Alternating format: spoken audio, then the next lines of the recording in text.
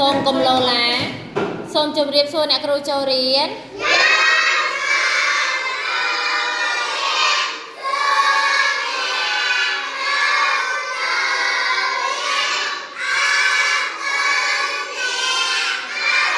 ចា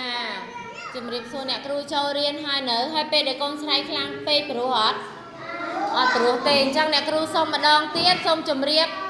លើកដៃសំពះទាំងអស់គ្នាលើកដៃសំពះចាវ៉ែនដល់បាល់ចេញកូនអ្នកគ្រូតោះអ្នកណាមានរបស់លេងសុំទុកសិនសុំលើកដៃសំពះឲ្យស្អាតឲ្យអ្នកគ្រូសំពះធ្វើម៉េចចាសំពះដោយអ្នកគ្រូហើយសូមជម្រាបសួរអ្នកគ្រូម្ដងទៀតឲ្យពីរោះ1 2 3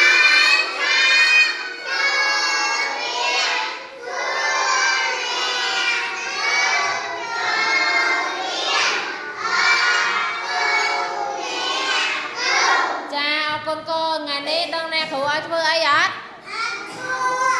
វ៉ាវលីហេដឹងទៀតតថ្ងៃហ្នឹងយើងផាត់ពណ៌ទាំងអស់គ្នា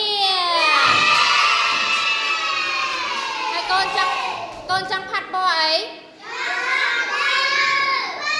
អូយអ្នកគ្រូរនកសិនដឹងដាក់ពណ៌អីដាក់រូបភាពអីនេះដាក់រូបភាពកូនឆ្កែម្ដងអីហើយឥឡូវថាសិនឥឡូវចង់ផាត់ពណ៌រូបភាពអីអូចង់ផាត់រូបឆ្កែអ៊ូមេឃភ្លៀងទៀតឃើញអត់ចឹងខ្លួនឯងកុំញញ៉ៃហ្នឹងចេះរូបទន្សាយយើងផាត់ហើយហីផាត់រូបដំរីម្ដងហីអូឥឡូវកូនចូលចិត្តផាត់ពណ៌អត់ចាតើអញ្ចឹងថ្ងៃនេះយើងផាត់ពណ៌